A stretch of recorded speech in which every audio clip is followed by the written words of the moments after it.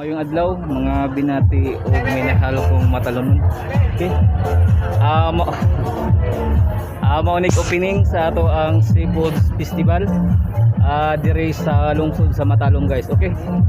Mobisita ta kung diin.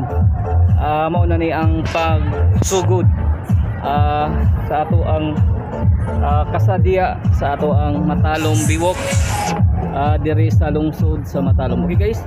Atong atoon ang karon ang Seafood Festival niya magampo lang ta nga mo ang panahon mo duyog para mas galante o bibo ang atong pagsugod sa Seafood Festival dire sa lungsod sa Matalom guys. Okay, mato ta guys kung diin kuan